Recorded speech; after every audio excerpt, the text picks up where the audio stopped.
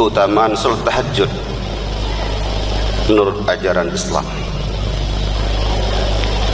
Dalam Al-Quran pada surah Al-Isra ayat 79 Allah menjelaskan, a'udzubillahi minasyaitonirrajim, bismillahirrahmanirrahim, wa minal laili fatahajjad bihi nafilatan lak asa an yab'atsaka rabbuka maqaman mahmuda. Dan pada sebagian malam kata Allah, laksanakanlah tahajud sebagai suatu ibadah penambah bagimu. Asa an yab'atsaka rabbuka maqaman mahmuda. Mudah-mudahan dengan tahajud itu Allah akan angkat derajatmu tempat yang tinggi lagi mulia. Salah satu solat sunat yang disebutkan dalam Al-Quran adalah solat tahajud. Itu artinya bahwa tahajud sangat-sangat dianjurkan oleh Muhammad Rasulullah. Bahkan dalam Al-Quran ditegaskan secara jelas bagaimana keutamaan yang terdapat dalam solat tahajud itu sendiri.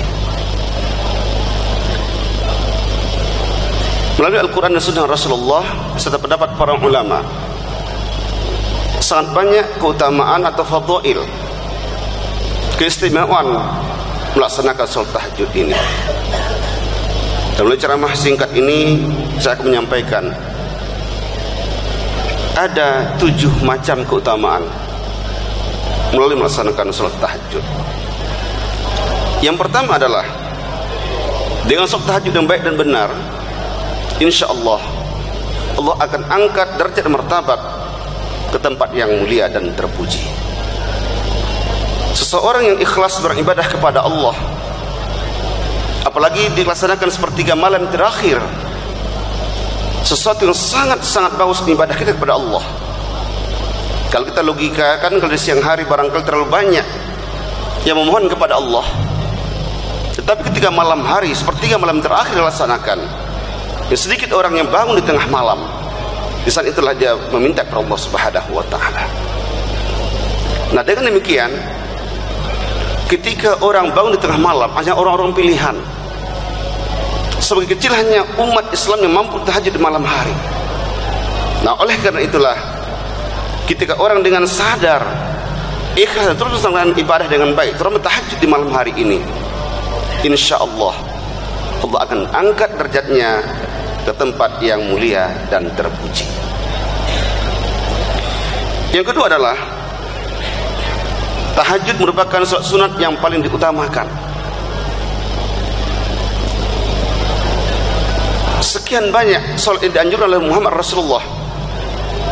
Juga dalam Al-Quran ditemukan bahwa salat tahajud inilah yang terdapat dalam Al-Quran, dan kemudian juga terdapat pada salat duha.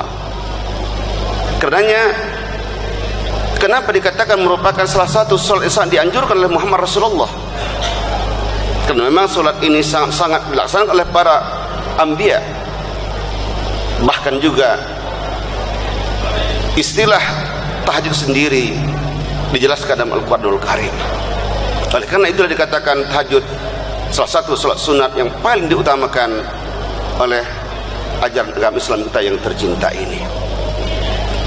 Bapak yang kami muliakan, yang ketiga, tahajud juga dikatakan sebagai salah satu keutamaannya dapat menghapus dosa kepada Allah Subhanahu wa ta'ala. Ketika kita rajin beribadah kepada Allah, bangun di tengah malam, istighfar kepada Allah, minta ampun kepada Allah dengan setulus hati kita, maka insya Allah ini sangat memberikan peluang kepada kita. Dengan kekhusyukan dalam beribadah dan berdoa itu, Allah akan ampuni salah dan dosa kita. Hanya orang yang sombong sajalah yang tidak mau minta ampun kepada Allah Subhanahu wa ta'ala. Tetapi bagi orang yang merasa hidupnya penuh kesalahan dan dosa selama ini, di saat tahajud itulah, di saat doa-doa yang dilaksanakan setelah sholat tahajud itu jugalah yang paling banyak dilakukan untuk minta ampun kepada Allah. Kemudian Allah akan ampuni salah dan dosa kita karena ikhlas dalam beribadah dan juga mengharap ridha Allah Subhanahu wa ta'ala. Yang keempat, keutamaan tahajud adalah doa orang yang beribadah. Doa orang tahajud itu Allah akan ijabah.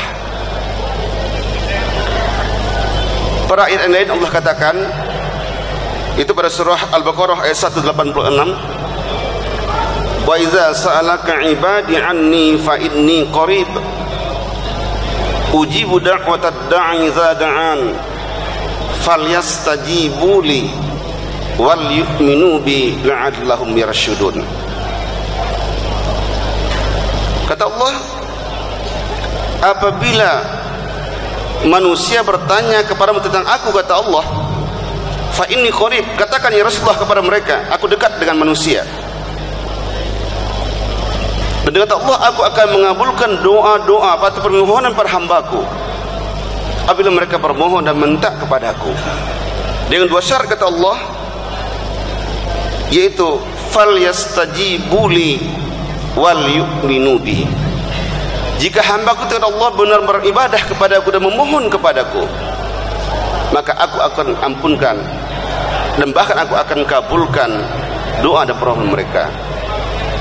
Melaksanakan amal ibadah dan benar-benar beriman kepada Allah dengan tulus dan ikhlas, salah satu isyarat kata Rasulullah, doa akan diijabah Allah Subhanahu wa taala.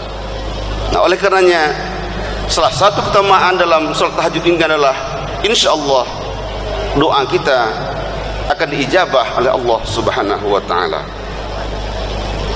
Yang kelima, tahajud dalam segi ilmu kedokteran sangat dapat diterima karena ia merupakan dapat melancarkan aliran darah manusia, terutama ketika sujud berlama-lama. Salah satu isyarat Rasulullah ketika sholat dilamakan sujudnya, karena darah mengalir ke otak dan akhirnya tidak dapat menurunkan kesehatan bagi orang melaksanakan sholat itu sendiri, termasuk lama melaksanakan sujud itu. Oleh karenanya kata Rasulullah, dengan tahajud ini insyaallah semakin sehat manusia atau melancarkan aliran darah bagi pelaku sholat tahajud itu sendiri. Yang keenam adalah melalui tahajud yang dilaksanakan dengan ikhlas dan tulus kepada Allah Subhanahu wa taala akan mampu menghilangkan kecemasan atau depresi. Salah seorang pakar di Indonesia berkata dengan psikologi dan konseling, termasuk ilmu kesehatan mental, adalah Profesor Dr. Dadang Hawari. Beliau katakan bahwa orang-orang yang melaksanakan ibadah dengan baik, termasuk tahajud di dalamnya, maka ia akan terhindar dari penyakit mental disorder atau dari penyakit mental yang rusak. Nah, karena itulah ketika hamba Allah bangun di tengah malam melaksanakan tahajud dengan baik dan ikhlas kepada Allah Subhanahu wa taala, maka amal ibadah yang dilaksanakannya itu akan mampu memberikan sinar kehidupan bagi dia dan termasuk menghilangkan kegelisahan dalam hidup dan kehidupan kita. Ketika ada satu persoalan, bukan mengadu sama orang lain, bahkan bukan kita lari ke dukun minta pendapat kepada mereka, tapi laporlah, mengadulah kepada Allah Subhanahu wa taala di tengah malam tadi. Yang paling tepat adalah ketika melaksanakan sholat tahajud itu. Demikian juga apa yang disampaikan oleh Profesor Dr. Zakih Derajat dalam buku Ilmu Jiwa Agama. Beliau mengatakan ada 3 keutamaan agama bagi manusia, atau ada 3 fungsi agama bagi manusia. Pertama adalah agama dapat memberikan bimbingan bagi kehidupan manusia, atau sebagai guidance, pembimbing, petunjuk dan pemberi arah ke dalam manusia. Yang kedua adalah manusia ketika beragama, agama dapat menolong dalam kesusahan dan penderitaan hidupnya. Kita ada satu masalah, satu problem yang dihadapi oleh manusia, maka banyaklah baca Al-Quran, mohon kepada Allah untuk mencari solusinya, serta berusaha dan berdoa, insya Allah akan dapat teratasi.